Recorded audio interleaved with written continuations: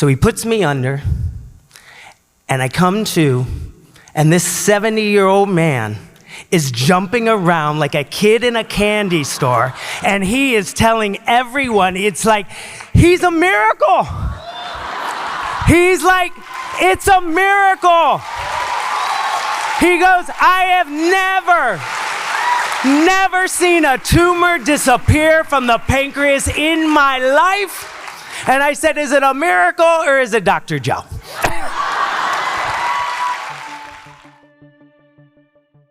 About 2.5 years ago, my wife Buffy and I were on a vacation in Lake Havasu.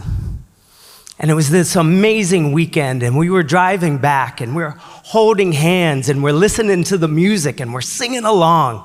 And we're like, life is so good. And we were talking about retiring and what we're gonna do, and it was so great. And literally, 1 week later, I'm in the emergency room. I was having this pain in my right side. And so we go and they do the diagnostics, and they did a CT scan, but they didn't do it with dye. So they kind of misdiagnosed me and told me that I had pancreatitis. And so I had to go to the hospital, and I spent 5 days, no food, no drink, in the hospital. But what they found on the CT scan was this very large kidney stone. We spent weeks scheduling the surgery, and we were gonna take care of this kidney stone. But while I was figuring that out, I kept losing a lot of weight, and the pain wasn't going away. And I went from about 175 pounds down to 130 in like about a month. And the crazy part is I had just started the ketogenic diet, and I'm like, I'm pretty good at this. I'm like, why didn't I do this earlier? But I found a GI, and he scheduled an MRI, and that's when they found it. It was a 4-centimeter tumor in the head of my pancreas, spread to my lymph nodes and my liver. So basically, I was stage 4 pancreatic cancer, spread to my lymph nodes and liver. I was told that I was inoperable, incurable, and terminal. They gave me a regimen of 2 different chemos, a carboplatin and a etoposide with an immunotherapy. And even though I did the genomic testing for this protein, PDL1, that they were looking for, I didn't have the markers, but my doctor decided that he would throw it at it anyways. But they kept telling me that the best they could do was stabilize the tumor. That shrinkage and especially elimination was out of the question. A good friend sent me the documentary Heal. And on that documentary, I saw Dr. Joe. And so I went to his website, and I started to watch these stories of transformation and all of these people that were talking about healing. And I'm talking to my wife, and I'm like, everyone in my Western medicine and my support groups are telling me I'm dying. And yet everybody over here, they're talking about healing, they're talking about curing. And I'm like, if I got 6 months to live, I'm jumping over here.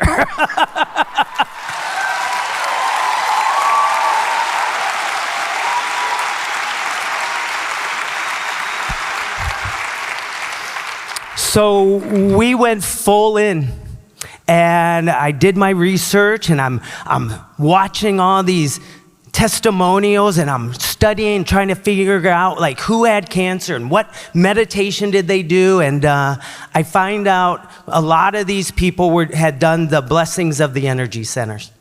So we download it, and comes with a little instruction I had never meditated before or anything, and so my wife and I, we listened to the instructions, and we turn it on and we start meditating. Every single day we did it, twice a day, an hour in the morning, an hour at night. It was our thing to do.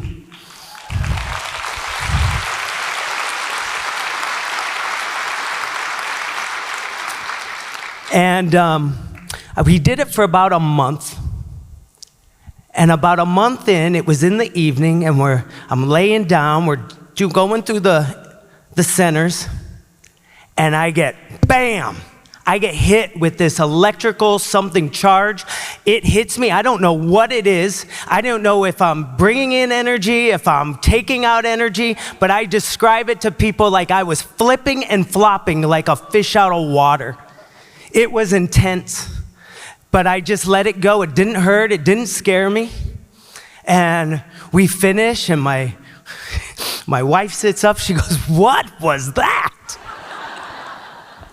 And I'm like, "I don't know." But we talked about it a little bit more, and we go to bed. About 3 o'clock in the morning, I wake up with like something exploded out of my spine.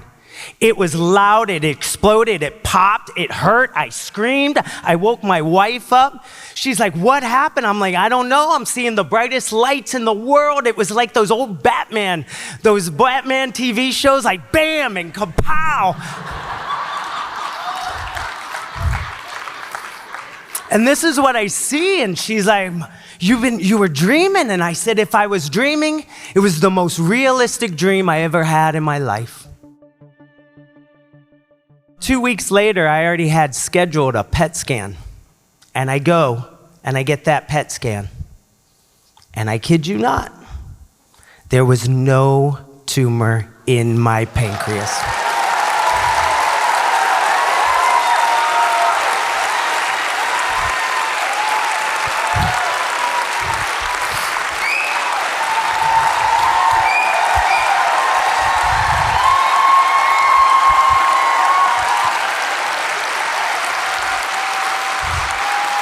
And wait, there's more.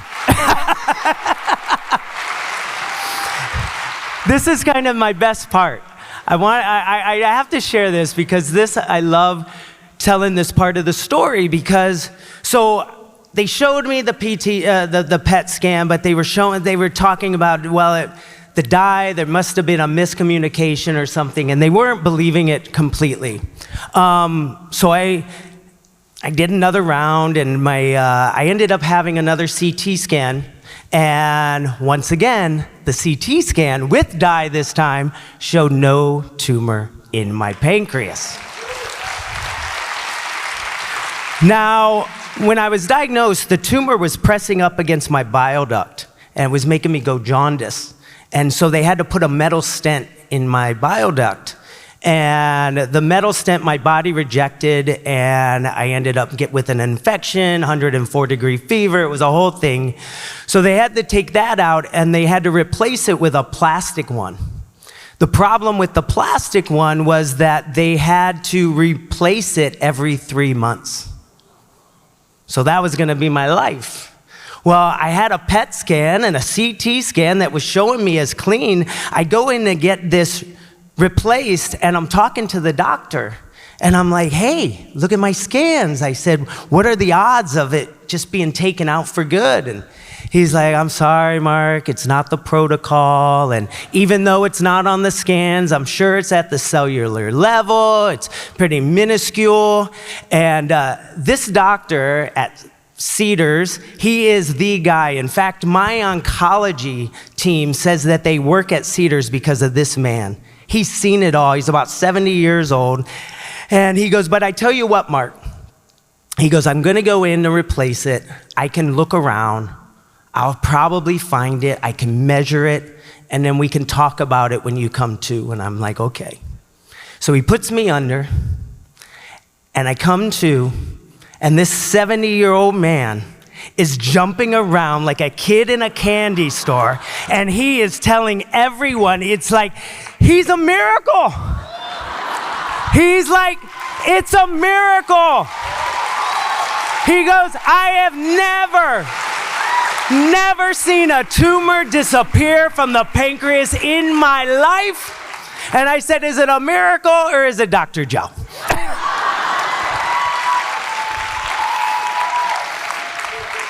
And it has been now 2 years, and I'm celebrating, and I have had multiple CT scans, multiple MRIs, and every single one says there is no evidence of disease in my body.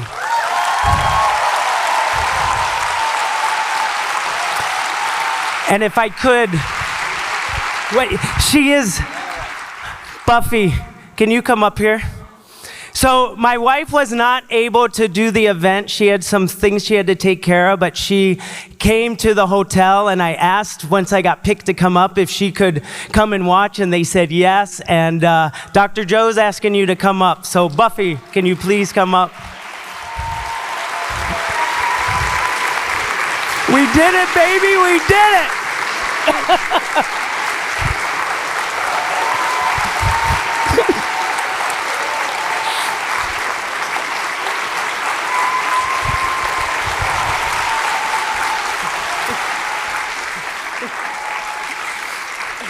I know we got to go, and I just want to end on this. I came to this event because I wanted to know what I did, what worked.